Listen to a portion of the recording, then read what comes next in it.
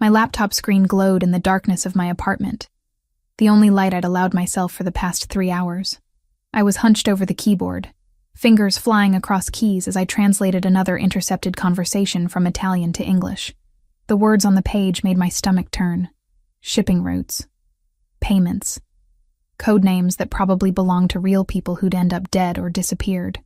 I was 29 years old, and somehow I'd become the person the FBI called when they needed someone who could translate organized crime communications without flinching. Freelance work, good money, no benefits, no protection, just Amanda Morgan and her linguistics degree trying to pay for her grandmother's medical bills one translation at a time. The document I was working on tonight was particularly ugly. Verciani's organization coordinating with Russian contacts about something big moving through Chicago's ports next month.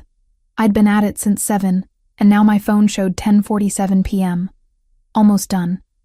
Just 2 more pages and I could send this off to Agent Morrison and collapse into bed. My front door exploded inward. I didn't have time to scream. Didn't have time to run. 3 men in dark clothing poured into my small apartment like smoke, moving with terrifying efficiency. One grabbed my laptop before I could close it. Another had my arms wrenched behind my back before my brain caught up to what was happening. Amanda Morgan? The third man spoke with an accent I recognized instantly from thousands of hours of translation work. Eastern European. Russian, maybe. I couldn't breathe. Couldn't think. My heart slammed against my ribs so hard I thought it might crack bone. Please, I managed. I don't know what you want. Take whatever. We know what you are, he said. His face was all hard angles and cold eyes. Translator. FBI pet. They dragged me out of my apartment and down the back stairs. I tried to scream, but a hand clamped over my mouth, fingers digging into my cheeks hard enough to bruise. My neighbor's door stayed closed. The hallway remained empty. Nobody was coming to save me. They shoved me into the back of a black sedan with tinted windows. 1 man on either side of me, the third driving. We moved through Chicago streets like we were invisible. And maybe we were. How many people looked away from cars like this, knowing instinctively that whatever was happening inside was none of their business? 20 minutes. That's how long it took to drive from my modest apartment in a decent neighborhood to an industrial area I'd never seen before. Warehouses lined the street, most of them dark and abandoned. The car pulled into one through a side entrance that had been pried open, and my last hope died. This was where I was going to die. They hauled me out of the car and across a concrete floor that smelled of rust and old oil. Overhead lights flickered, casting shadows that moved like living things. In the center of the warehouse, a man waited. Sergio Verciani. I'd never seen him in person, but I'd translated enough conversations about him to recognize the description. Mid-50s, expensive suit that looked wrong in this environment, dark hair going silver at the temples. He was smoking a cigarette, the ember glowing orange in the dim light. Miss Morgan. His voice was smooth, almost pleasant. That scared me more than anything else had. Do you know who I am? I nodded, not trusting my voice. Then you know why you're here. He took a drag from his cigarette, exhaled slowly. You translated something that belongs to me. Conversations that were private. I work for the FBI, I said, hating how my voice shook. They give me documents. I don't ask questions. I just translate. And who did you share this translation with? He stepped closer. Besides your government friends? No one, I swear. Just Agent Morrison. That's it. That's all. His hand moved so fast I didn't see it coming. The slap knocked me sideways and I tasted blood. One of the men holding me jerked me back upright. I don't believe you, Verciani said calmly. You see, we have someone inside. They tell us things, and they tell us you've been asking questions, making copies. That's not true. Tears burned my eyes, but I refused to let them fall. I don't make copies. I never... Kill her, Verciani said to the men behind me. Make it look like robbery. My legs gave out. I was on my knees before I realized I'd fallen, the concrete cold and unforgiving beneath me.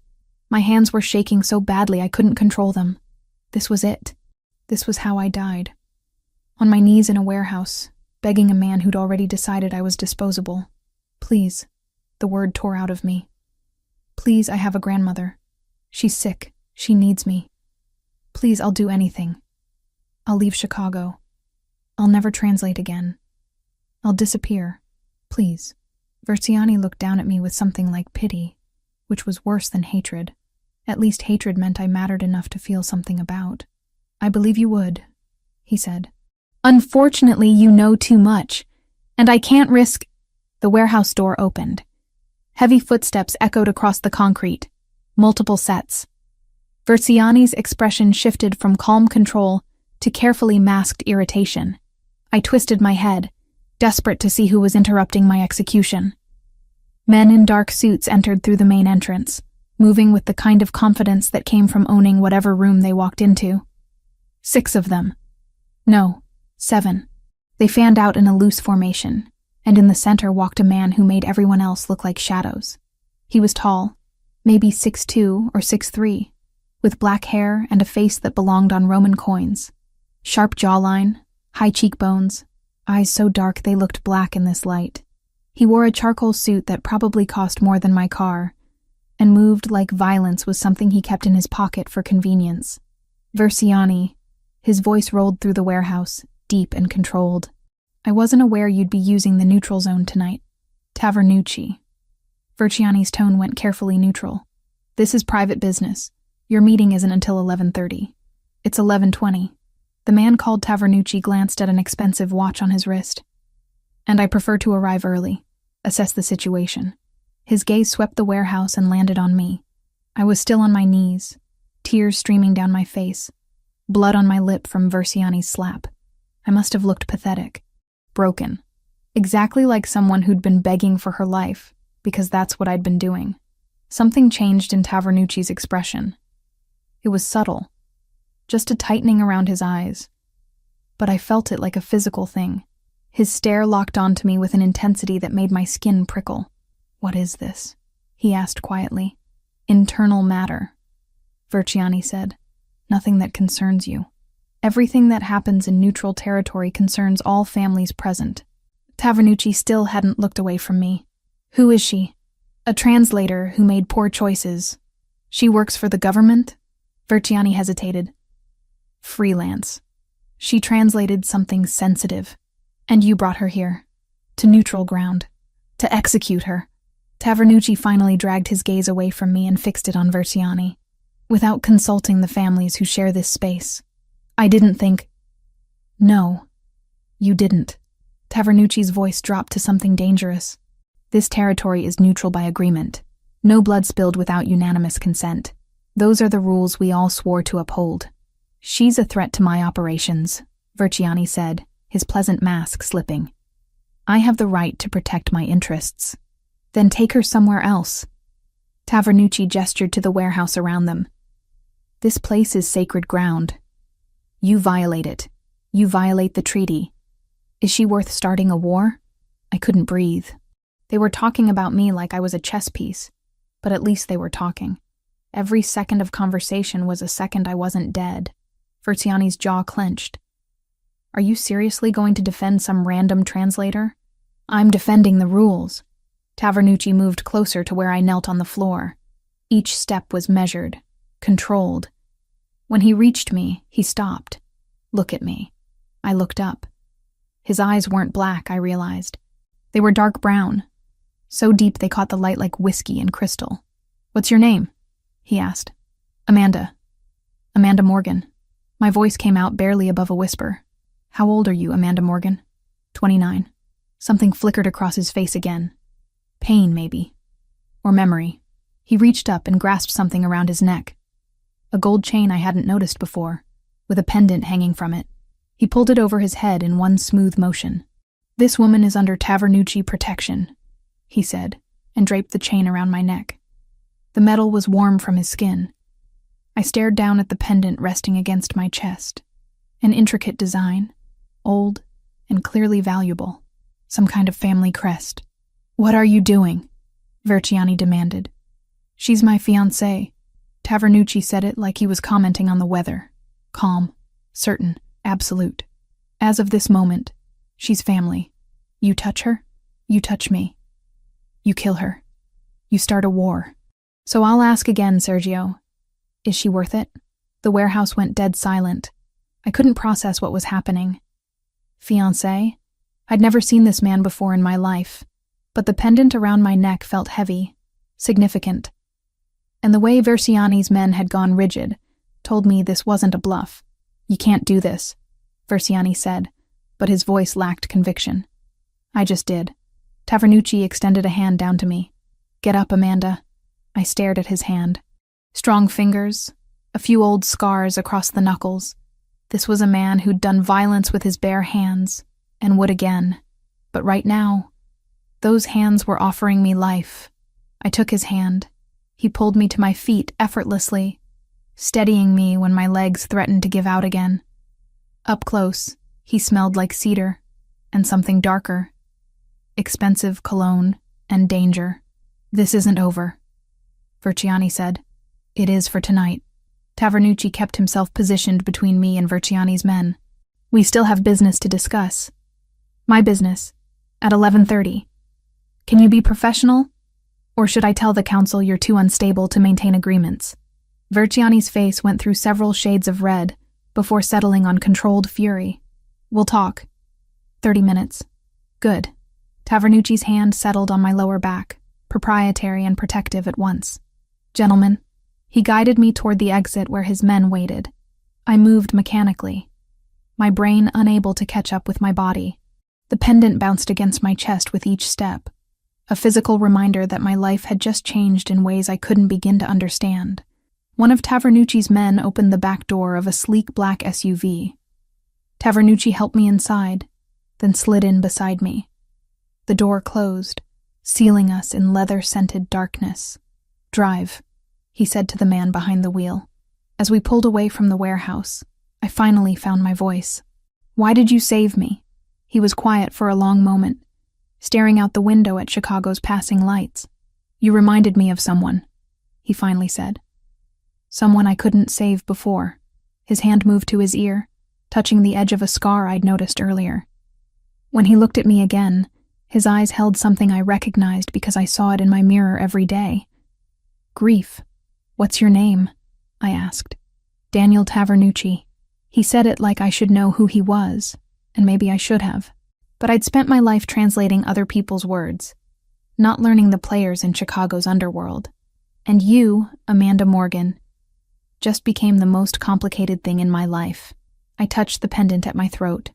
I don't understand what just happened. You will. His gaze held mine. By tomorrow morning, every family in Chicago will know you're under my protection. That comes with rules, safety, but also restrictions. Your life as you knew it is over. I don't have a choice. You made your choice when you took my hand. His voice wasn't cruel, just honest. Now you live with the consequences. We both do. The SUV merged onto the highway, carrying me away from my apartment, my life, my freedom.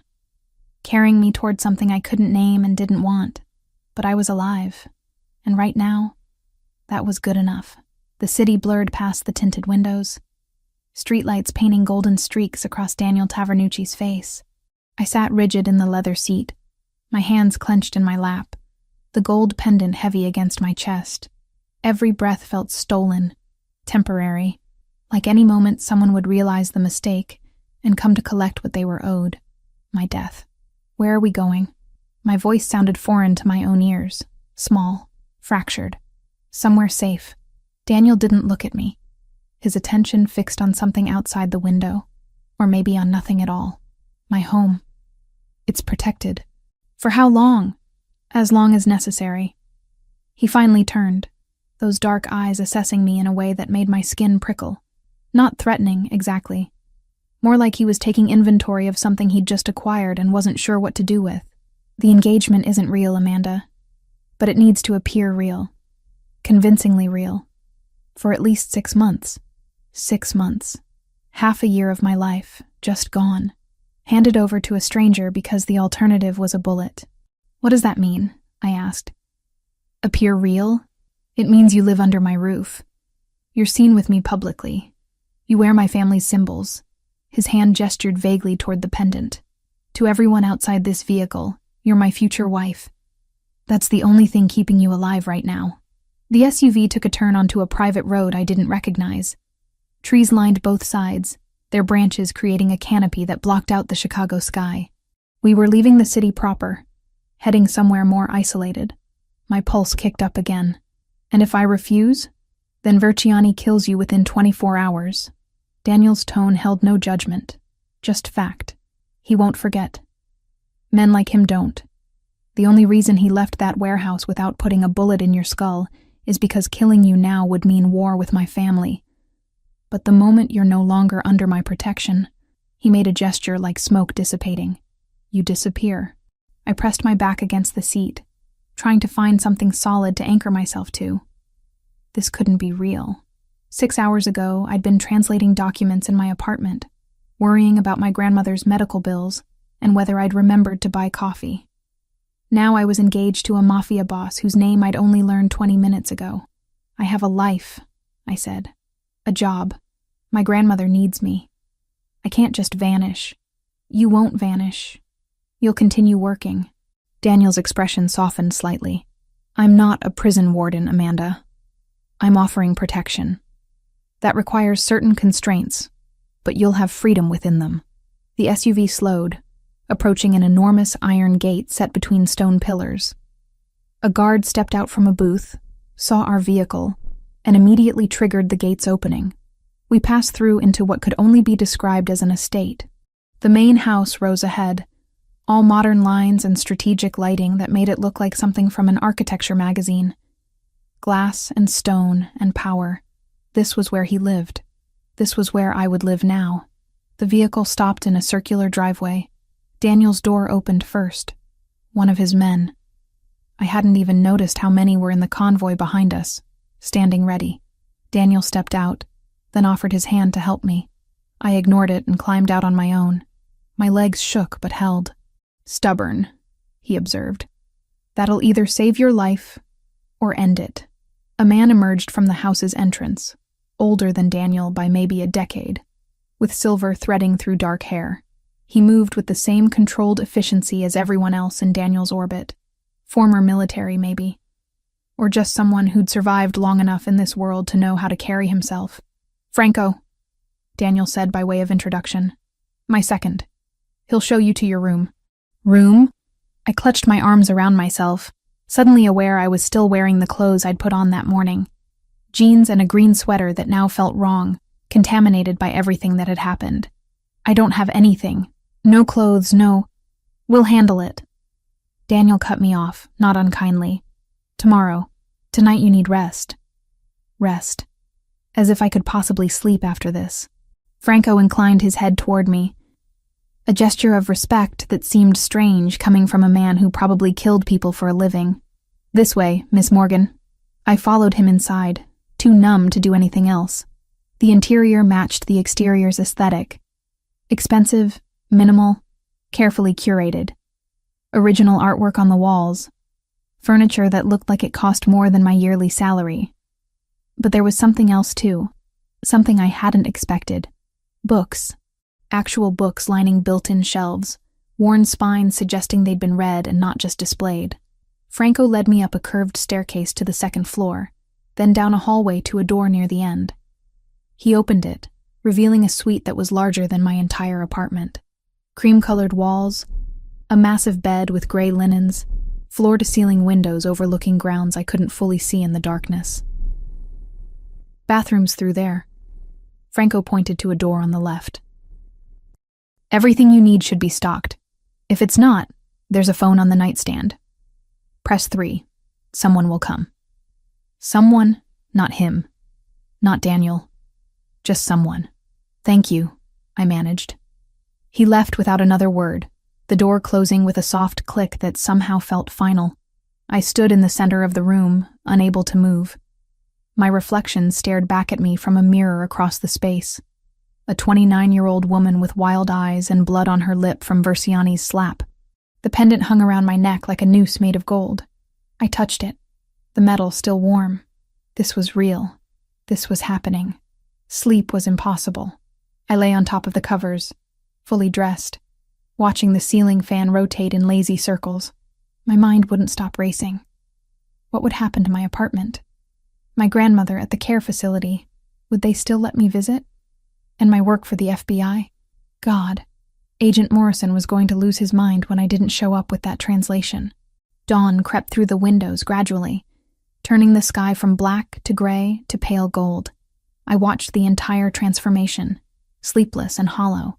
A knock came at the door around 8. I sat up, my body protesting every movement. "Come in." Daniel entered carrying a tray. Coffee, from the smell of it. Fruit. Toast. He'd changed from last night's suit into dark pants and a charcoal shirt, sleeves rolled to his elbows. Without the formal armor, he looked younger. 34, I remembered him saying. Only 5 years older than me, but the weight in his eyes suggested a much longer life. "You didn't sleep," he observed, setting the tray on a table near the windows. Observant. His mouth quirked, almost a smile. "We need to talk, properly. But first, you need to eat." "I'm not hungry. I don't care." He poured coffee into a cup, added sugar without asking if I wanted it. "Sit." Something in his tone made it clear this wasn't a request. I sat. He handed me the coffee, and I wrapped my hands around the warm ceramic, grateful for something to hold on to. Daniel took the chair across from me, his movements deliberate. "Sergio Verciani has been expanding his territory aggressively for the past 8 months. He's trying to take control of the ports, the trafficking routes, anything that generates serious cash flow. You translated intercepted communications that document his operations. That makes you a liability he can't afford to leave alive. The FBI," I started, "can't protect you." Daniel leaned forward, elbows on his knees. "You're a freelance contractor, Amanda, not a federal employee. That means you're not entitled to official protection programs. And even if you were, Verciani has a federal judge in his pocket. Maybe more than one. Witness protection would put you in the system, and the system leaks. You'd be found within a month." My coffee cup trembled in my hands. "So I'm just supposed to hide here? Play house with you for 6 months while everyone forgets I exist?" "No one's going to forget you exist. That's the point." He ran a hand through his dark hair, a gesture that seemed unconscious. "Tired.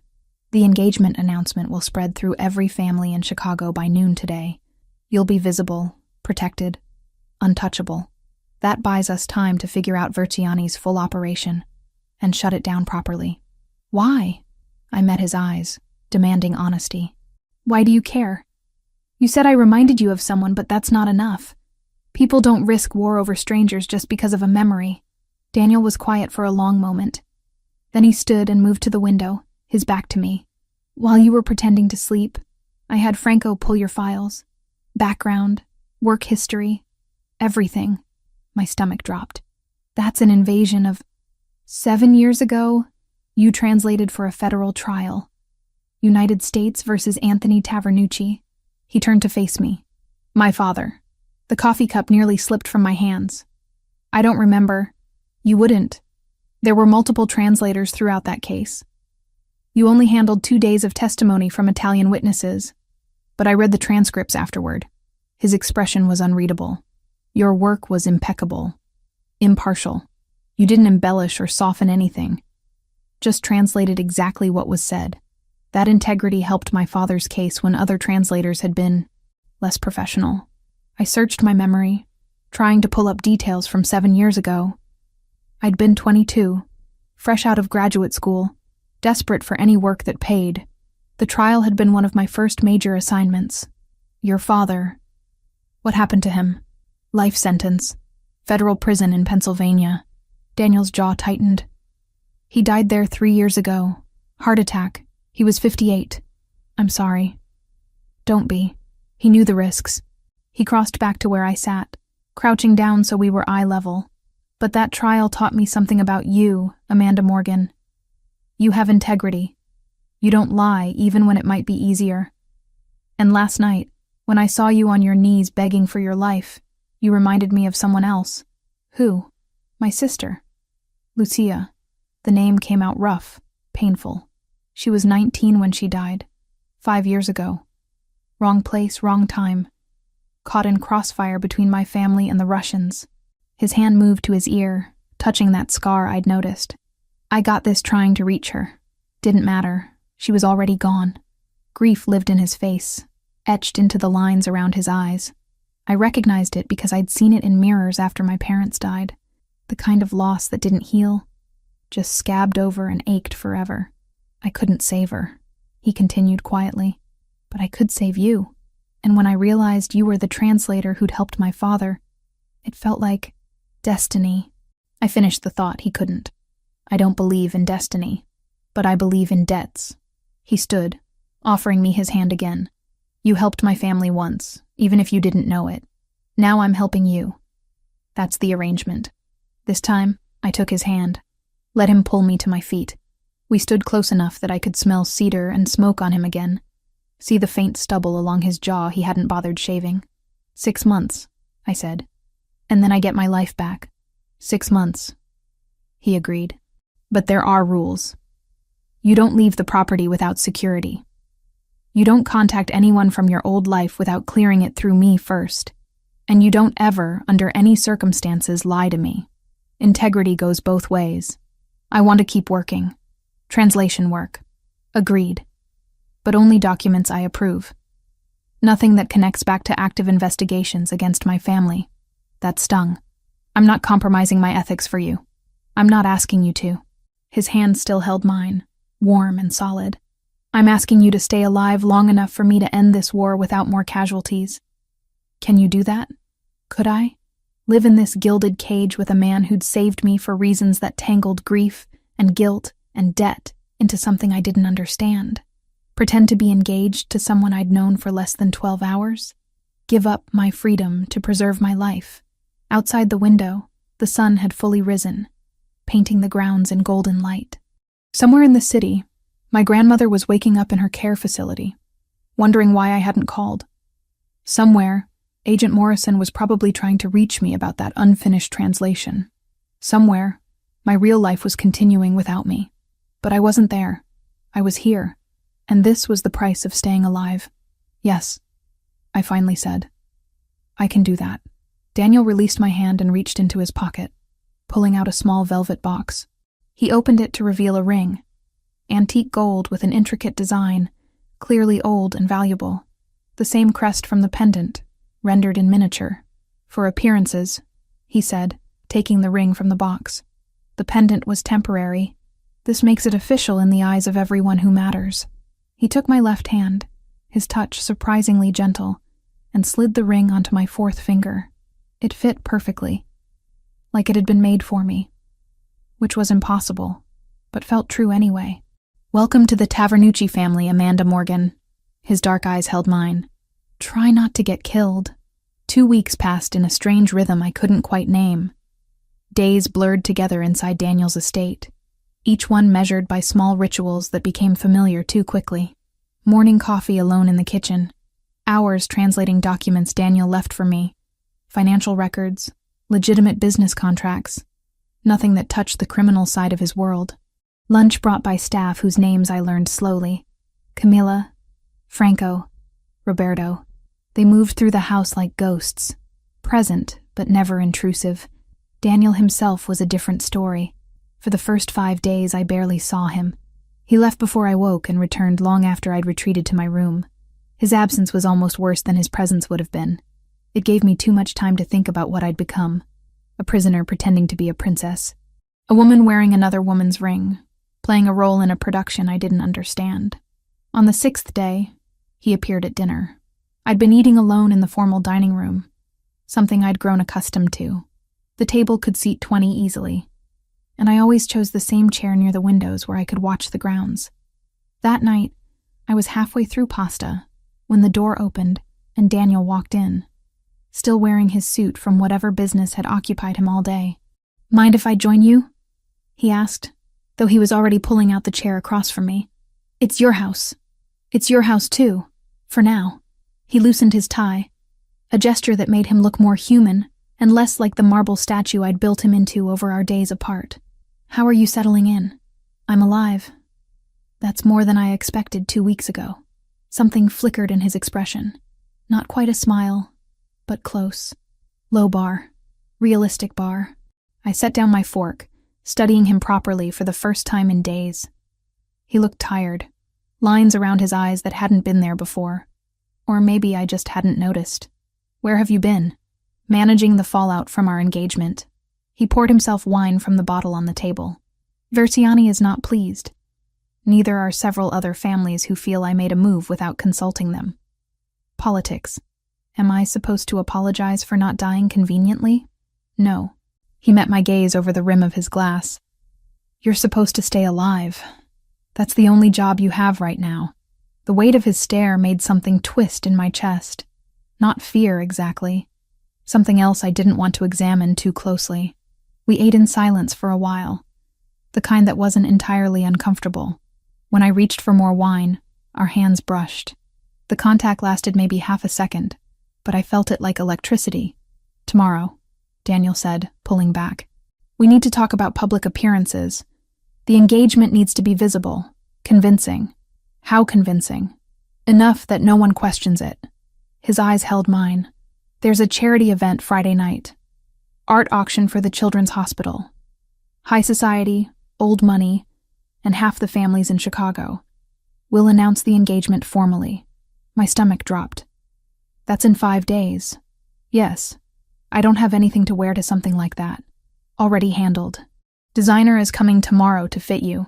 He leaned back in his chair, watching me with that assessing look I was starting to recognize. "You'll need to be comfortable with me. Touching, eye contact. The kind of behavior that suggests we're actually in love. We're not. I know. But they can't." He stood, collecting his plate. "Get some rest, Amanda. Friday is going to be a long night." The next 3 days passed in a flurry of preparations I hadn't asked for. The designer arrived with samples in colors I would never have chosen for myself. Rich burgundy, deep emerald, midnight blue. I kept pointing to the gray options, the safe choices, until Daniel intervened. "The green," he said, standing in the doorway of my room while I modeled the options. "That one." It was emerald silk that clung to my body in ways that made me feel exposed and powerful at once. The neckline dipped lower than I was comfortable with, and the fabric caught the light like water. "It's too much," I protested. "It's perfect." His voice had gone rough around the edges. "Trust me." I did, which was its own kind of problem. Thursday evening, Daniel found me in the library, a room I'd claimed as my refuge during the long hours alone. Floor-to-ceiling books, comfortable chairs, windows that overlooked the gardens. I was curled up reading when he appeared. "We need to practice," he announced. "Practice what?" "Dancing." He extended his hand. "The event will have music. People will expect us to dance together. And you're currently looking at me like I'm a stranger. You are a stranger. To everyone else, I'm your fiancé. Act like it." There was no cruelty in his tone, just fact. "Come on, up." I took his hand because I didn't have a choice. He pulled me into the center of the room, one hand settling at my waist, the other clasping mine. The position was formal, appropriate, and yet it felt like the most intimate thing that had happened between us. "Do you know how to waltz?" he asked. "Not even a little." "Then follow my lead." He began moving, and I stumbled trying to keep up. "Relax. You're rigid. I'm being held by a man who could kill me with his bare hands. Relaxation isn't exactly on the menu." His mouth quirked. Almost a smile. "I'm not going to kill you, Amanda, but I might step on your foot if you don't loosen up." Something about the absurdity of the moment, standing in a library learning to waltz with a mafia boss, made me laugh.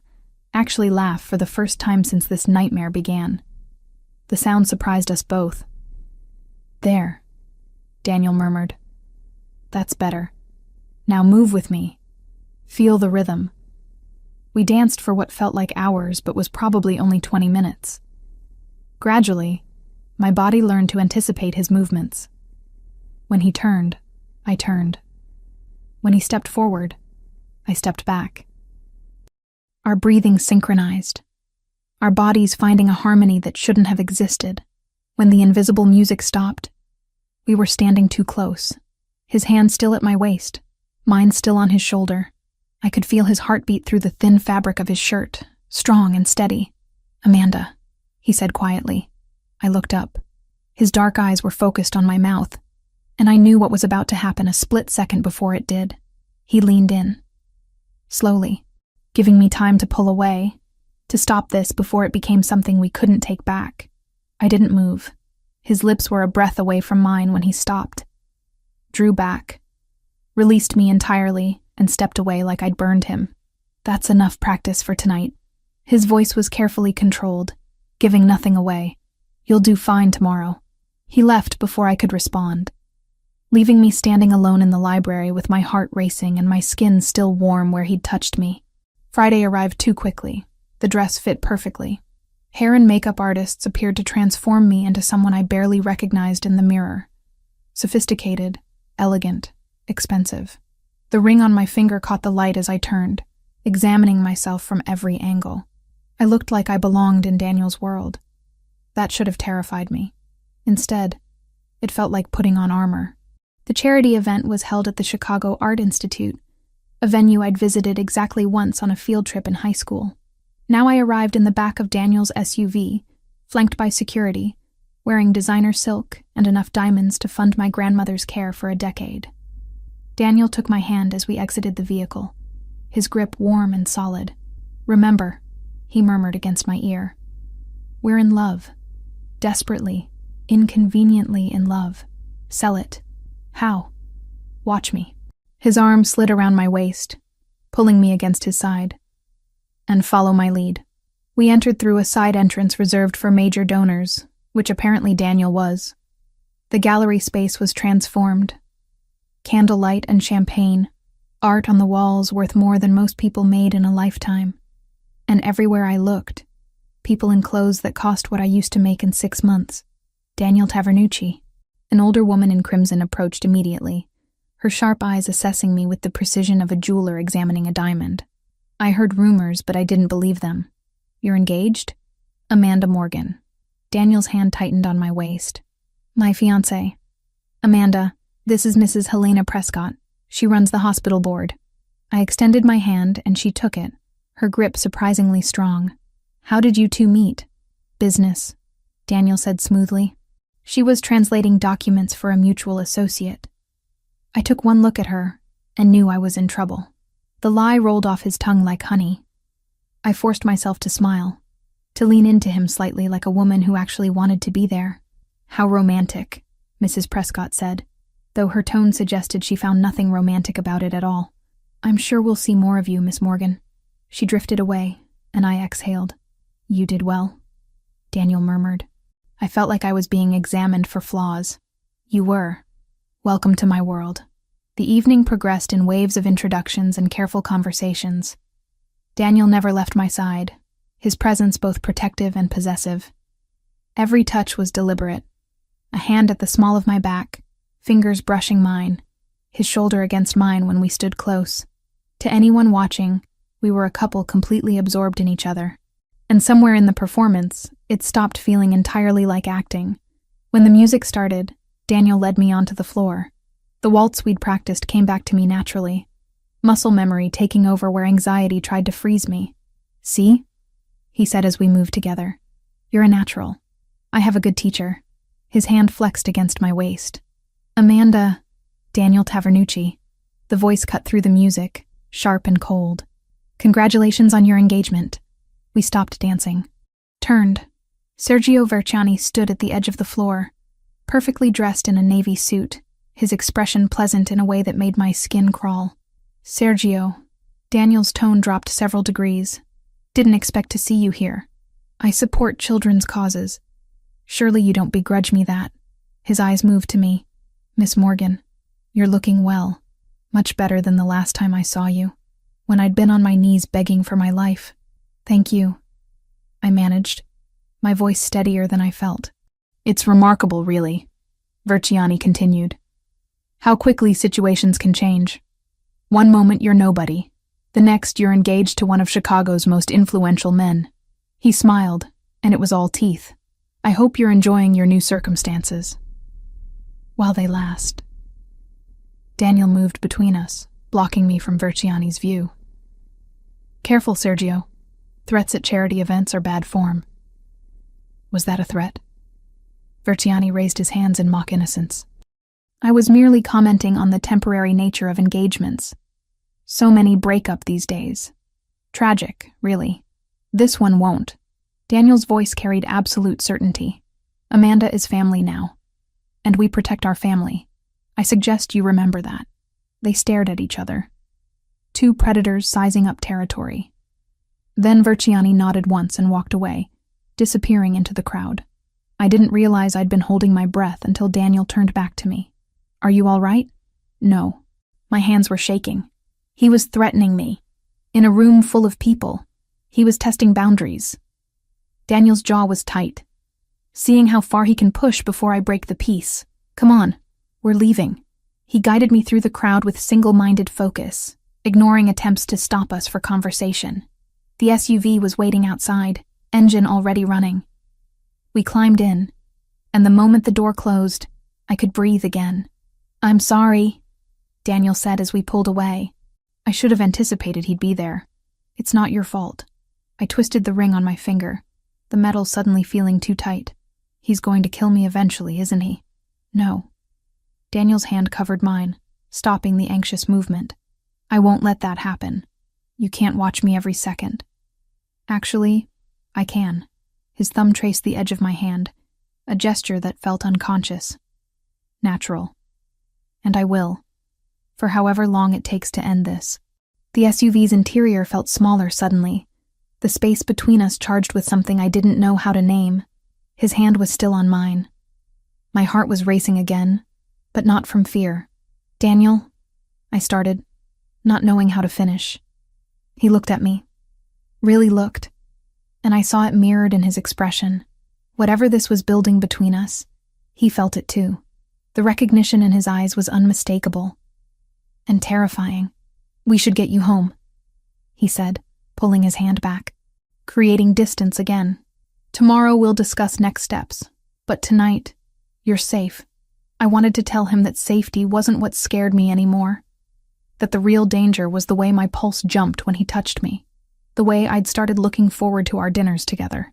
The way his absence left me feeling incomplete. But I said nothing. Just nodded and watched Chicago's lights blur past the window, carrying us back to the estate where I was both prisoner and protected, where I was falling for the man who'd saved me. And that was more dangerous than any threat Verciani could ever make. The morning after the charity event, Daniel found me in the library translating contracts for one of his legitimate businesses. He carried a laptop and a flash drive, his expression more serious than usual. I need your help, he said, settling into the chair across from me. Real help. Not just the facade we've been maintaining. I closed my own laptop. What kind of help? Translation. He plugged the flash drive into his computer and turned the screen toward me. Intercepted communications between Verciani and his Russian contacts. I need to know what they're planning. The text on screen was a mix of Italian and Russian, coded language that would be meaningless to most people. But I'd spent years learning to read between the lines of criminal communications. This is dangerous information, I said slowly. If anyone found out I translated this, they won't. This stays between us. He leaned back, studying me. I wouldn't ask if it wasn't critical. Verciani's planning something bigger than just territorial expansion. I need to know what. I looked at the screen, then at him. At the man who'd saved my life and given me a gilded cage to live in. All right. But I work better at night. Fewer distractions. Tonight then. My office, 10 o'clock. That evening, I found myself in Daniel's private office for the first time. It was nothing like I expected. Books everywhere. Architecture texts, Italian poetry, classical literature. A grand piano stood in the corner, sheet music scattered across its surface. This wasn't the office of a simple criminal. This was the space of someone with depth I hadn't anticipated. You play? I asked, touching the piano keys gently. My mother insisted. Daniel appeared beside me with 2 cups of coffee. She said a man who couldn't create beauty had no business judging it. Smart woman. She was. He set the coffee down. Died when I was 16. Cancer. We worked in comfortable silence for hours, me translating, him making notes. Around midnight, I stumbled across something that made my blood run cold.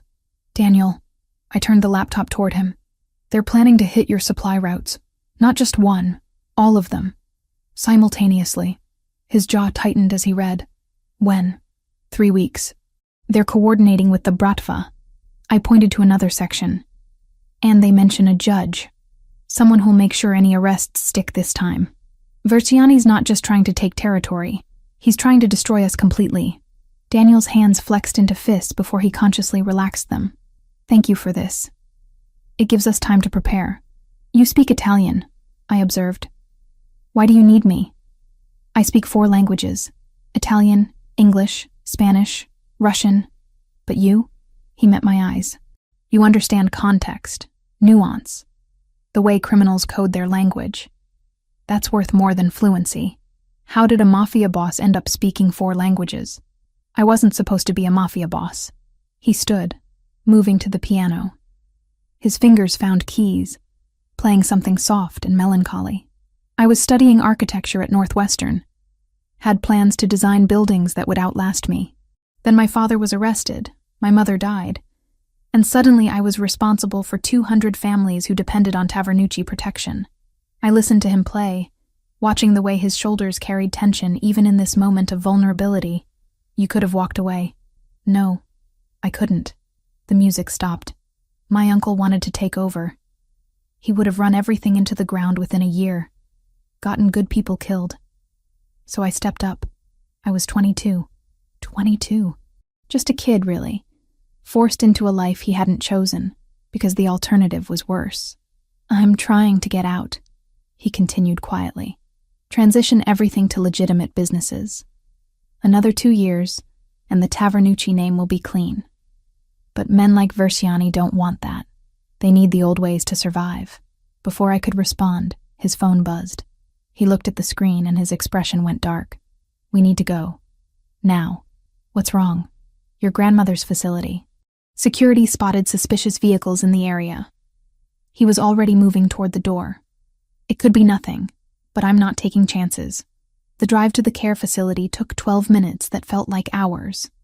Daniel's men had already secured the building by the time we arrived, but my grandmother was fine, sitting in her room completely unaware of any danger. I'm going to check the perimeter, Daniel said, after we'd verified she was safe. Stay with Franco. I stayed with my grandmother instead, holding her hand while she told me stories she'd told 100 times before. Her memory was failing, but her warmth remained. When I finally emerged into the parking garage, Franco was on his phone, distracted. That's when they came. 2 men, moving fast from between parked cars. One grabbed my arm, yanking me toward a van with its door already open. I screamed, fought, remembered every self-defense move Daniel had insisted I learn. Then Daniel was there. He moved like violence incarnate, taking down the first man with brutal efficiency. The second pulled a knife. Daniel blocked, but the blade caught his shoulder, slicing through suit fabric and skin. He didn't even flinch, just disarmed the man and put him down hard. More of Daniel's men arrived, securing the attackers. Franco was apologizing profusely. Daniel waved him off, pressing his hand to his bleeding shoulder. I'm fine, he said when I reached him. It's nothing. You're bleeding everywhere. That's not nothing. I pulled his hand away to examine the wound. Deep enough to need stitches, but not life-threatening.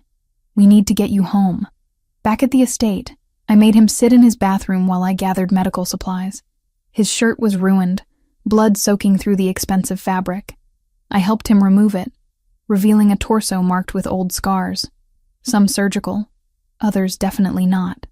You've done this before, I observed, cleaning the wound with steady hands. Occupational hazard. He watched me work, his dark eyes tracking my movements. You're good at this. My mother was a nurse. She taught me before she died. I prepared butterfly bandages since the cut wasn't quite deep enough for stitches. This is going to hurt. Everything hurts lately, but he wasn't talking about the physical wound. I worked carefully, closing the gash and bandaging it properly. When I finished, my fingers traced the old scar on his ear, the one from trying to save his sister.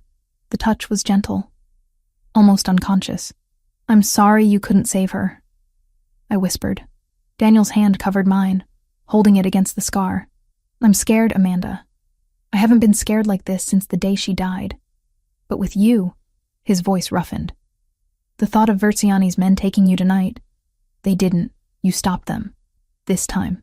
His thumb traced circles on my palm. "What about next time? Or the time after that?" We sat like that for a long moment, his hand holding mine. The space between us charged with something neither of us wanted to name. Not desire exactly, though that was there. Something deeper. Recognition. Understanding.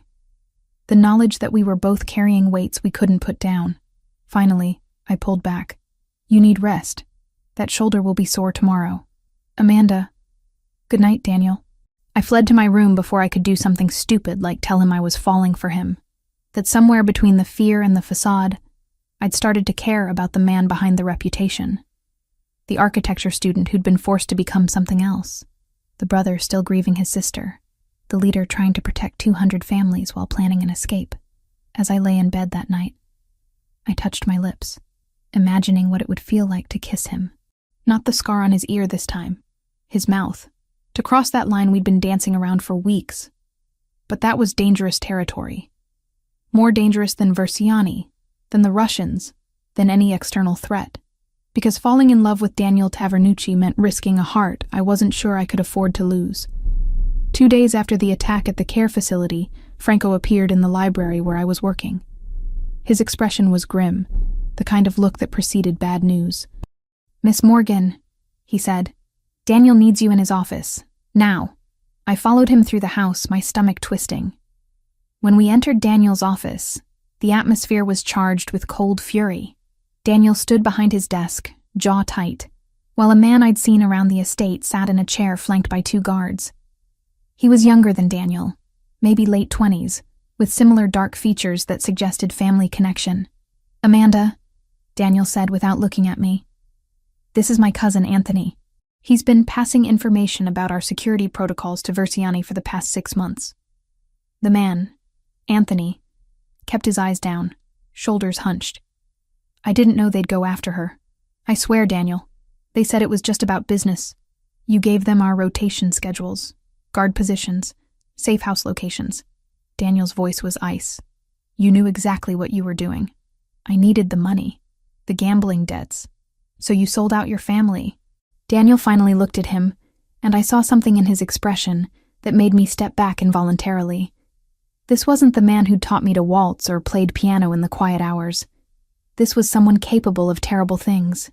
"You put Amanda's life at risk, my men's lives, for money." Anthony's face crumpled. "I'm sorry. Please, Daniel.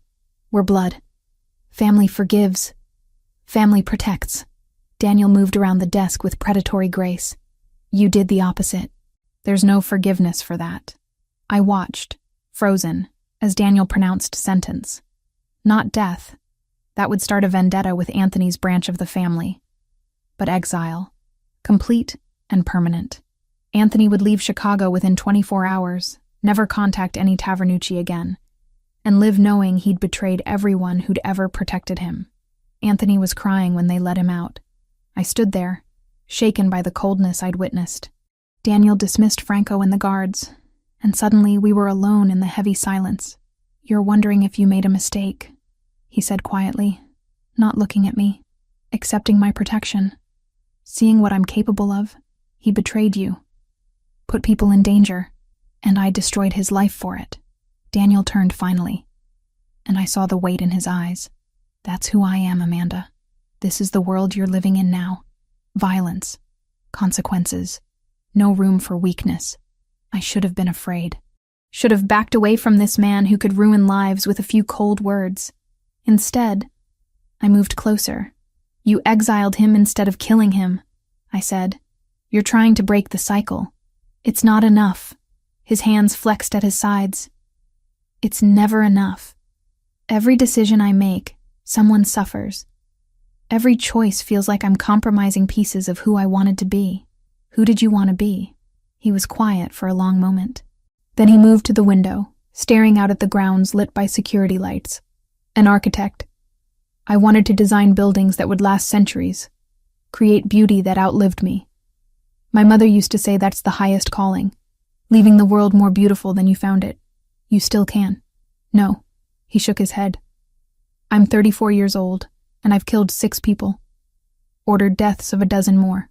I've broken bones and burned buildings and extorted money from people who couldn't afford to lose it. All in the name of protecting my family, but that doesn't change what I am. What about the 200 families who depend on you? I stepped closer. The legitimate businesses you're building? The fact that you're trying to transition away from all of this? Redemption doesn't work like that. You don't get to wash away the blood. No, I agreed. But you get to choose what comes next, who you become from here. He turned to face me, and the vulnerability in his expression stole my breath. I never wanted this life, Amanda. I never wanted to be the man my father was, the man my grandfather was. But when I was 22, and my mother was dying, she made me promise I'd take care of everyone. All the families that depended on us. I couldn't say no to her. 22. I did the math. You've been carrying this for 12 years. 12 years of trying to be something I'm not. Trying to transition us to legitimacy, while old guard like Versiani fight me every step. Trying to protect people while becoming the thing they need protection from. His voice cracked. I'm so tired, Amanda. I closed the distance between us, taking his face in my hands, then stopped carrying it alone. You don't understand what you're saying. Getting close to me is dangerous. I'm already close. I'm already in danger. My thumb traced the scar on his ear, and somewhere between you saving my life and teaching me to dance, I stopped being afraid of you. You should be afraid. But his hand settled on my waist, contradicting his words. I'm falling for you, and that makes you a target. A weakness enemies can exploit. I'm not weak. No. His forehead touched mine. You're the strongest person I know, which terrifies me more. We stood like that, breathing the same air, teetering on the edge of something we couldn't take back. His hands tightened on my waist. My fingers slid into his hair. The world narrowed to just us. This moment. This impossible thing building between us. When he kissed me, it was nothing like I'd imagined. Not aggressive or possessive. Gentle. Almost reverent. Like I was something precious he was afraid to break. I kissed him back, pouring everything I couldn't say into the contact. The fear, the attraction, the impossible realization that I was falling in love with a man whose world was built on violence. His hands moved to my back, pulling me closer. Mine fisted in his shirt, anchoring myself to something solid. The kiss deepened, became something hungry and desperate. All the weeks of tension, of almost touches and loaded glances, finally breaking free. Then he pulled back, breathing hard. Amanda, wait. Don't. I tried to pull him back. Don't stop. I have to. His hands framed my face, thumbs stroking my cheekbones.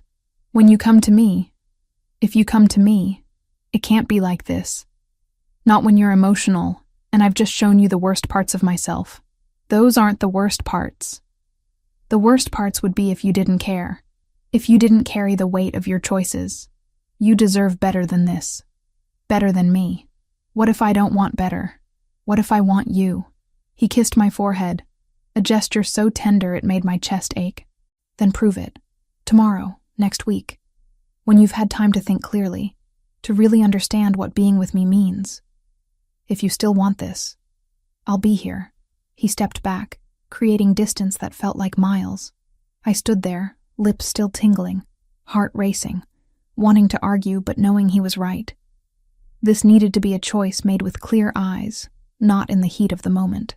Get some rest, he said quietly. Tomorrow brings new problems. It always does.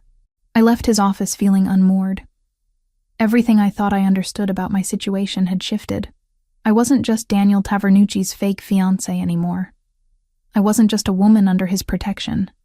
I was falling in love with him, and that changed everything. The knock on my door came at 7 a.m, 4 days after Daniel and I kissed in his office. I'd been avoiding him since then, taking meals in my room, claiming work deadlines. The truth was simpler and more complicated. I needed space to think about what I was becoming. Miss Morgan. Franco stood in the hallway, his expression neutral. There's someone here to see you. FBI. My stomach dropped. What? Agent Morrison. He's waiting in the east sitting room. Daniel thought you'd want to handle this privately. I dressed quickly, my hands shaking as I pulled on jeans and a gray sweater. Agent Morrison had been my main contact at the FBI for 3 years. He'd trusted me with sensitive translations, recommended me for high-paying contracts. Now he was here, in Daniel Tavernucci's house, and nothing good could come from that. He stood when I entered the room, his face lined with exhaustion. Amanda, it's good to see you're alive. Why wouldn't I be? You disappeared 3 weeks ago, missed deadlines, stopped answering calls. He gestured to the expensive furnishings around us. Now I find you living with Daniel Tavernucci. Care to explain? I sat down, buying time to construct a response that was honest, without being complete. I was threatened. Versiani's men came after me because of the translations I did. Daniel offered protection. Protection. Morrison's tone made it clear what he thought of that. Is that what we're calling it? Because from where I'm sitting, it looks like you've switched sides. I haven't switched anywhere. I was kidnapped, nearly executed, and rescued. What was I supposed to do? Come to us. We could have protected you. Could you? I met his eyes. I'm a freelance contractor, not a federal employee. And Versiani has judges in his pocket. You know that. Morrison's jaw tightened because he did know. We need your testimony, Amanda. About what you translated. About what you've seen here. Tavernucci's been on our radar for years, but we can't build a case without inside information. There it was. The real reason for his visit. They wanted me to betray Daniel. I don't know anything about his illegal operations, I said carefully. He's kept me separate from that side of his business. But you're living here. Engaged to him. He pointed to the ring on my finger. Don't tell me you haven't seen things. Heard conversations. You're a translator, Amanda. You understand how criminal organizations communicate. I understand that testifying against Daniel Tavernucci would make me a target for every family in Chicago. We can protect you. Witness protection. New identity. Into a system Versiani's already compromised. I stood. I'm sorry, Agent Morrison. I can't help you. Can't or won't. He stood too, anger finally breaking through his professional demeanor. You're choosing a criminal over your duty to the law. I'm choosing to stay alive. My voice came out harder than intended. And if you knew what I've been through these past weeks, you wouldn't question that choice. He left without another word, but the damage was done. His visit had forced me to confront something I'd been avoiding. I was protecting Daniel. Actively, consciously protecting a man who ran a criminal organization. Not because I was being coerced, but because I cared about him. And that realization terrified me more than any threat Versiani could make. I found Daniel in his office an hour later. He looked up from paperwork, saw my expression, and immediately stood. What happened? Agent Morrison was here. The FBI wants me to testify against you. I wrapped my arms around myself. I told him no. Something flickered in Daniel's eyes. Relief, maybe. Or guilt. Amanda, I need space. The words came out in a rush. To think. To figure out what I'm doing here. What I'm becoming. I need to not be in this house surrounded by your world for a few days. His expression shuddered. Where would you go? Camilla's apartment. Just for 2 days. I need to talk to someone who isn't involved in all of this. It's not safe. Then send guards. Keep them outside, discreet. But please, Daniel, I can't think clearly when you're 10 feet away. When I can still feel your kiss on my lips. When I'm falling in love with you and losing myself in the process. He studied me for a long moment, then nodded. 2 days. Franco will coordinate security. But Amanda, if anything feels wrong, you call me immediately. I will. I packed a small bag and left within the hour, Franco driving me to Camilla's building in downtown Chicago. True to Daniel's word, the security was invisible but present. I spotted at least 2 of his men positioned on the street. Camilla answered her door in pajamas, her eyes widening. Amanda, what are you doing here? Can I stay for a couple days? I'll explain everything. She pulled me inside, and for the next few hours I told her everything. The translations, Versiani, the fake engagement that felt increasingly real. She listened without judgment, just absorbed information like the good journalist she was. You're in love with him, she said when I finished. I don't know what I am. Yes, you do. You're just scared to admit it. She squeezed my hand. And honestly, I get it. This is terrifying. But Amanda, you need to decide what you want. Not what's safe or logical. What you actually want. I spent that night on her couch, staring at the ceiling, trying to answer that question. What did I want? My old life back? Impossible. Daniel out of the criminal world entirely? He was trying, but it would take time. To stop feeling this connection to a man whose hands had blood on them. Too late for that. The next evening, Camilla went out for groceries. I stayed behind, exhausted from another sleepless night. That's when my phone rang. Unknown number. Amanda Morgan? The voice was unfamiliar. Male. Cold. Who is this? You have something we want. We have something you want. Check your messages. The line went dead. A moment later, a video message arrived. Camilla, bound to a chair in what looked like a warehouse. Her mouth was gagged, her eyes wide with fear. A man's voice spoke off camera. Midnight tonight. Port of Chicago, Warehouse 12. You come alone. We trade. You bring Tavernucci or his men. Your friend dies. You don't come at all. Your friend dies. Simple choices, Miss Morgan. My hands trembled so badly I nearly dropped the phone. This was Versiani. It had to be. He'd taken Camilla to get to me. I could call Daniel. Should call Daniel. Let him handle this with his resources and his men. But the message was clear. They'd kill Camilla if I involved him. Unless. I pulled up Daniel's number and called.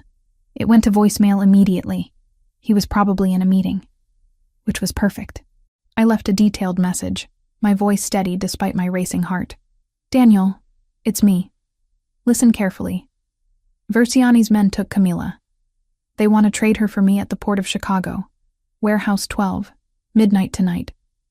They said to come alone, but I'm leaving this message at 11:15.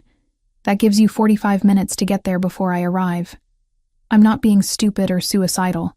I'm giving you time to position your men.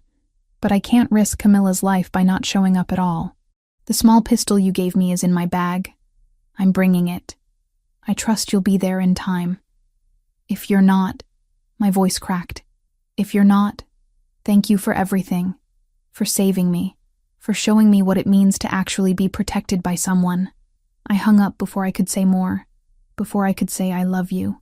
I grabbed my bag, checked the pistol Daniel had insisted I carry, and left Camilla's apartment. One of Daniel's security men tried to stop me on the street, but I told him I was going to the all-night pharmacy. He let me pass, probably already alerting Daniel about my movement. The drive to the port took 20 minutes. Warehouse 12 sat at the edge of the complex, dark and isolated. I parked and checked my phone. 11:57. Daniel would have gotten my message by now. Would he come?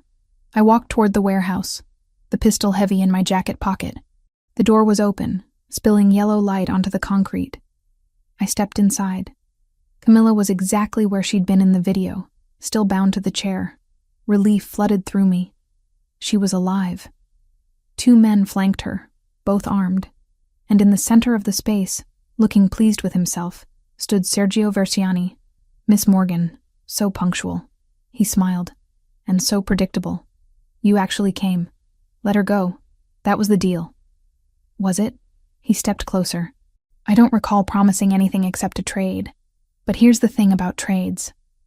They only work if both parties survive to complete them. Ice filled my veins. You're not letting either of us go.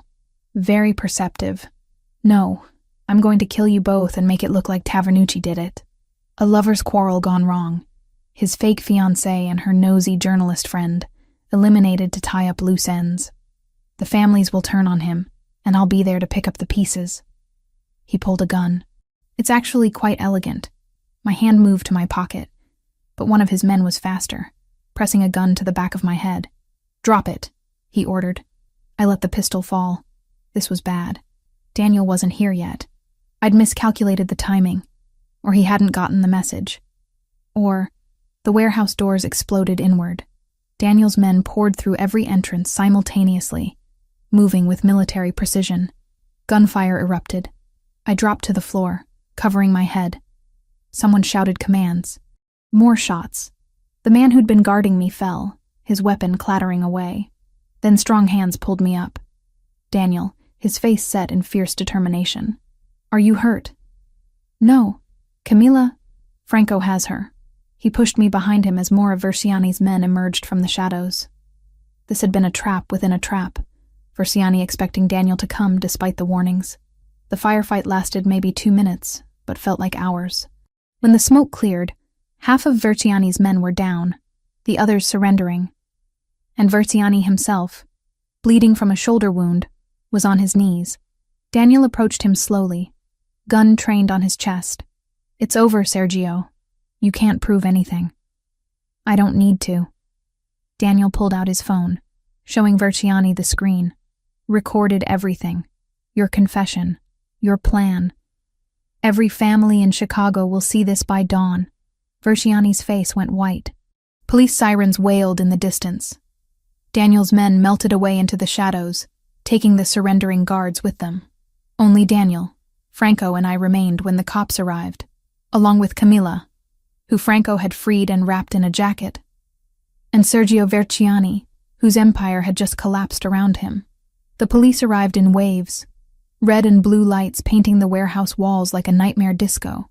Detective Sarah Chen was the first through the door, her weapon drawn, taking in the scene with sharp eyes that missed nothing. "Everyone on the ground!" she shouted, then paused when she saw me standing next to Daniel, still shaking. "Amanda Morgan?" I nodded, unable to find words. The adrenaline was wearing off, leaving me hollow and trembling. "I know you," Chen continued, holstering her weapon as more officers flooded the space. "You translate for the FBI. What the hell are you doing here?" "She was kidnapped," Daniel said, his hand still protectively on my shoulder. "By him." He pointed to Versiani, who sat slumped against a crate, blood seeping through his jacket from the shoulder wound. "He took her friend as leverage." "Lies," Versiani spat. "He's Tavernucci. You know what he is." "What I know," Chen said slowly, pulling out her phone, "is that we've been tracking communications between your organization and the Bratva for 6 months. What I don't know is why a civilian translator is in the middle of this." Franco appeared from the shadows, Camila leaning heavily on his arm. Her face was streaked with tears and dirt, the gag marks still visible on her cheeks. "Detective Chen," Camila managed, her voice hoarse. "I'm Camila Rodriguez, journalist with the Tribune. I was abducted from my apartment 4 hours ago. These men," she gestured to Versiani's crew, now being handcuffed by officers, "they took me to draw Amanda here. Versiani planned to kill us both and frame Mr. Tavernucci. And you have proof of this?" Daniel held up his phone. Complete audio recording of Versiani's confession. He detailed his entire plan before we arrived. Self-incrimination at its finest. Chen's expression shifted from suspicious to interested. "Play it." The recording was damning. Versiani's voice, crystal clear, explaining how he'd kill both of us and stage the scene. How he'd use our deaths to turn the other families against Daniel. How he'd been working with corrupt federal judges to protect his operations. "That judge he mentions," Chen said when the recording finished. "Judge William Hartford?" "Yes," Daniel confirmed. "I have additional evidence of their communications. Bribes, case fixing, the whole operation." Chen looked at Versiani with something close to satisfaction. "Sergio Versiani, you're under arrest for kidnapping, conspiracy to commit murder, racketeering, and about 6 other charges I'll think of on the drive downtown." She nodded to the uniforms. "Take him." As they hauled Versiani to his feet, he looked directly at me. "This isn't over. You think Tavernucci's better than me? He's killed more people than I ever will. The difference," Daniel said coldly, "is I'm transitioning my family to legitimacy. You're just a dinosaur trying to hold on to a dying world. Enjoy federal prison." Versiani was dragged away, still cursing. Chen turned her attention back to us. "I'm going to need statements from all of you. And Mr. Tavernucci," she fixed Daniel with a hard stare, "I know you've been operating in gray areas for years. This recording helps us, but don't think it makes you clean." "I'm not asking to be clean," Daniel replied. "I'm asking for the chance to get there. Everything I've done tonight was in defense of these women. Check the warehouse security footage. You'll see Versiani's men attacked first. We will check. Chen gestured toward the door. For now, downtown. All of you. This is going to be a long night. She was right. The statements took hours. Each of us separated into different rooms at the precinct. I recounted everything. The kidnapping, the threats, Daniel's arrival, the firefight. My hands shook as I signed the official report. Agent Morrison appeared around 3 a.m, looking exhausted and vindicated at once. Amanda, Detective Chen called me. You're lucky to be alive. I'm lucky Daniel got my message in time. About that, Morrison sat across from me in the interrogation room. Chen played me the recording. Versiani's confession. His connection to Judge Hartford. All of it. This is the break we've needed for years. So you believe me now? That I was a victim, not a collaborator? I never stopped believing you were a victim. He ran a hand through his graying hair. I wanted you to be a witness, to help us take down Tavernucci too. But after tonight, after seeing how he protected you and handed us Versiani on a silver platter, I'm starting to think he's not the primary threat anymore. He's not, I said firmly. He's trying to go legitimate. Actually trying, not just saying it. Give him time. Time we might actually have now, with Versiani out of the picture. Morrison stood. You're free to go. We'll need you to testify when this goes to trial. But for now, you're clear. He paused at the door. Be careful with Tavernucci. Men like him don't change overnight no matter how much they want to. Daniel was waiting in the lobby when they released me. Sunrise painting the windows gold.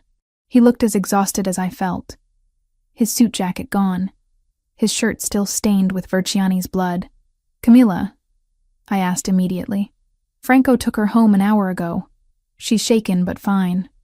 Refused the hospital, demanded her own bed. His dark eyes searched my face. And you? I killed someone tonight. The words came out flat. One of Versiani's men.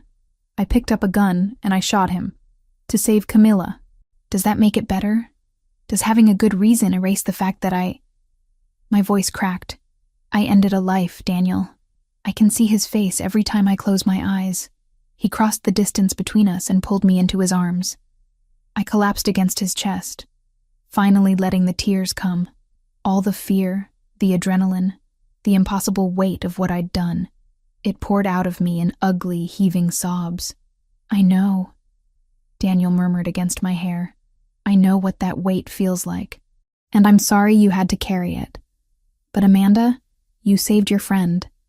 You did what you had to do. That's survival, not murder. How do you live with it? How do you wake up every day knowing, some days I don't. Some days I wake up and wish I'd made different choices, taken a different path.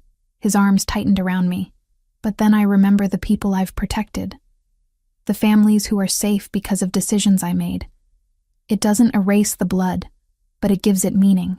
We stood like that for a long time, me crying into his chest, him holding me through the storm. Finally, when I had no tears left, I pulled back. Take me home, I whispered. Please. To the estate? To wherever you are. That's home now. Something shifted in his expression. Relief, maybe. Or hope. He took my hand, and we walked out into the morning together. The next week passed in a blur of legal proceedings. Versiani was denied bail, flight risk and danger to the community. Judge Hartford was arrested on corruption charges. The FBI built their case with the recordings and evidence Daniel provided. And through it all, Daniel made sure I had space to process what had happened. He arranged a therapist, someone who specialized in trauma. He never asked about my sessions, just made sure I went. And at night, when the nightmares came, he was there. Sometimes just sitting in a chair in my room until I fell back asleep. Sometimes holding my hand across the darkness, never pushing for more than I could give. 10 days after the warehouse, I found him in his office late at night, staring at blueprints spread across his desk. What are those? I asked from the doorway. He looked up, surprised. Plans for a community center. One of the neighborhoods we operate in needs safe spaces for kids. I thought. He stopped, almost sheepish. I studied architecture once. Thought maybe I could design something that actually helps people. I moved closer, studying the careful sketches. They were beautiful. functional but artistic. A building that would serve its community and elevate it at the same time. This is who you wanted to be, I said softly. It's who I'm trying to become. He set down his pencil. The transition is ahead of schedule. Versiani's arrest created a power vacuum. The other families are scrambling to fill it. I'm using that chaos to finish moving everything legitimate. Another year, maybe less, and the Tavernucci name will be clean. And then I build things instead of breaking them. Then I try to be the man my mother wanted me to be. He met my eyes. If you're still here to see it. I took his face in my hands, feeling the stubble on his jaw, seeing the hope and fear warring in his expression. I killed someone for you, for the people you protect. I crossed that line, Daniel. There's no going back to who I was before. Amanda, I'm not finished. I cut him off. I crossed that line because I love you. Because somewhere between you saving my life and teaching me to dance, I fell completely in love with you. And that terrifies me more than Versiani ever did. You don't have to. I do. I have to say it. I love you, Daniel Tavernucci. Not despite who you are, but because of it. Because you carry impossible weight and still try to do better. Because you saved me when you could have walked away. Because you're building community centers when you should be consolidating power. I pressed my forehead to his. So yes, I'm still going to be here. For as long as you'll have me. His hands came up to cover mine, holding them against his face. Forever then. If you're offering, forever sounds terrifying. Everything worth having is. He kissed me, and this time there was no hesitation. No pulling back. Just us. Finally letting down the walls we'd built. Finally admitting what we both knew. I was his. He was mine. And whatever came next, we'd face it together. 3 weeks crawled by in a strange limbo. The FBI released me after a week of interrogations, their questions finally satisfied by consistent statements and the mountain of evidence against Versiani. Agent Morrison even apologized, admitting they'd underestimated how dangerous my situation had become. Versiani was denied bail. Judge Hartford faced impeachment proceedings. The Russian contacts disappeared back into shadows, and Daniel's lawyers ensured that his involvement was framed exactly as it was, defensive action to protect civilians from a known threat. I moved into a temporary apartment downtown, needing space from the estate to process everything. The nightmares came every night. The man I'd shot, the warehouse, the sound of gunfire.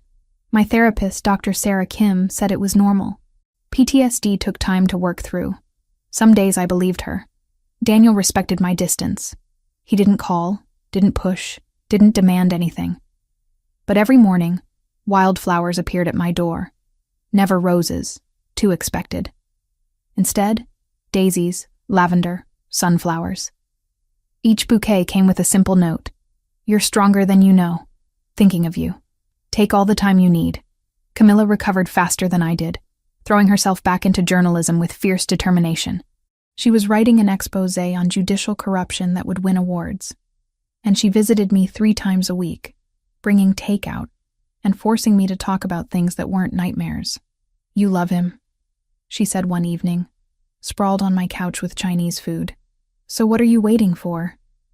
I'm waiting to be sure, I replied, that this isn't just trauma bonding, that I'm choosing him, not just choosing safety, and I am sure, have been for weeks. I'm just scared. Of what? Of losing myself completely, of becoming someone I don't recognize. Camilla set down her food and took my hand. Amanda, you ran into a warehouse to save me. You shot a man to protect me. You testified against a Mafia boss without flinching. You haven't lost yourself. You found strength you didn't know you had. That night, I made my decision. The next morning, I drove to Daniel's estate. Franco let me through the gates with a knowing smile. I found Daniel in his office, surrounded by blueprints for the community center. He looked up when I entered, and the hope in his eyes made my chest ache. Amanda, he stood slowly, like he was afraid I might disappear. Are you all right? No, I said honestly. I'm not all right. I have nightmares. I see that man's face every time I close my eyes. I jump at loud noises. I'm broken in ways I'm still discovering. His expression fell. I'm sorry. If I could take that burden from you, I'm not finished. I moved closer. I'm broken, but I'm also still here, still breathing, still choosing to move forward. And part of that choice is about you. He went very still. What about me? I reached up and unclasped the antique ring from my finger. The metal was warm from constant wear, familiar. I held it out to him. This was never real. We both know that. You put this on my finger to save my life, and it did. But I can't keep wearing a symbol of something fake when what I feel is real. Daniel took the ring, his jaw tight. I understand. Do you? I stepped closer. Because I'm not walking away, Daniel. I'm asking you to start over. For real this time. No fake engagements. No protection arrangements. Just two people who want to know each other without the weight of all this. His eyes searched mine. Are you certain? Once we do this, once we make it real, there's no taking it back. My world will always be complicated. Your world is transitioning to legitimate business. You told me yourself, another year and the Tavernucci name is clean. Another year of risk, of potential danger, of me carrying weights you shouldn't have to share. Then let me help carry them. I took his face in my hands. I love you, Daniel. Not the version of you that saved me. Not the Mafia boss or the architect or any single piece. All of it. All of you. The man who plays piano at midnight and designs community centers and still grieves his sister.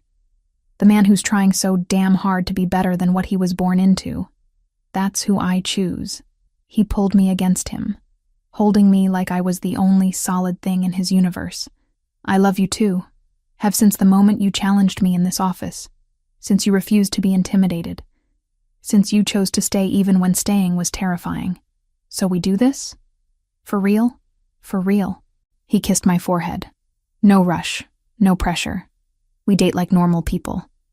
We figure out who we are together without the weight of survival pressing down. Starting when? Starting now. He smiled, and it transformed his face. Let me take you to dinner. Somewhere normal. Somewhere I can court you properly. Courting? How old-fashioned. I'm Italian. We're traditional about these things.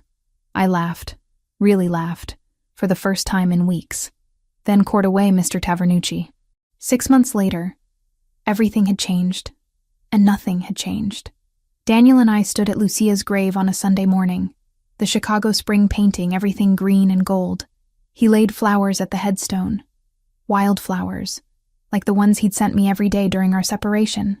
She would have liked you, he said quietly. You're stubborn like she was. Brave like she was. I wish I could have known her. Me too. He took my hand. The gesture natural now. Easy. But I think she'd be happy. Knowing I finally found someone who sees past all the armor. We drove to the care facility next, visiting my grandmother. Her memory was worse, but she recognized Daniel, had adopted him into her confused reality as the grandson she'd always wanted. He sat with her patiently, listening to the same stories she'd told a dozen times, making her laugh with gentle jokes. This was our routine now. Sunday mornings for the dead and the living. The rest of the week divided between his architectural projects and my translation work. Only legitimate documents now, nothing that touched crime. That evening, Daniel took me to a small Italian restaurant in a neighborhood I'd never visited. Not expensive or flashy, just good food and warm lighting and the kind of place where locals gathered. No security? I noticed for the first time. No men in suits hovering nearby. Don't need them anymore. He wore jeans and a dark blue sweater, more casual than I'd ever seen him. The transition's complete, all legitimate holdings. The families accepted it. We're just normal now. Normal. I tested the word. Is that what we are? No. He smiled. We'll never be normal. But we're us. And that's better. After dinner, he drove us to the community center construction site. It was nearly finished. His design coming to life in glass and stone and purpose. It's beautiful, I said, walking through the skeleton of what would soon be a safe space for kids who needed it. It's a start. Daniel caught my hand, pulling me to face him. I want to build more. Not just buildings. A life, a future, something that matters. He reached into his pocket and pulled out a small box, not the ornate antique from before. Something simple, elegant. 6 months ago, I put a ring on your finger out of desperation. To save you, to bind you to me through fear and necessity. He opened the box, revealing a delicate band with a single stone that caught the construction lights. Today, I'm asking you to wear one by choice. Not because you need protection, not because you're scared, but because you want to build something with me. A real future, a real life. My throat tightened. Daniel, marry me, Amanda. Not as a convenience, not as a shield, but as my partner, my equal, the woman I love more than I knew I could love anyone. The ring glittered between us, full of possibility. I looked at this man who'd saved me, protected me, let me go, and asked me to come back. This man who was building beauty from ashes. Yes, I whispered. Yes, I'll marry you. He slid the ring onto my finger, and this time it meant everything. This time it was real, and when he kissed me, surrounded by the bones of something he was creating, I knew we were building something too. Something stronger than fear. Something born from choice, not circumstance. Something that would last,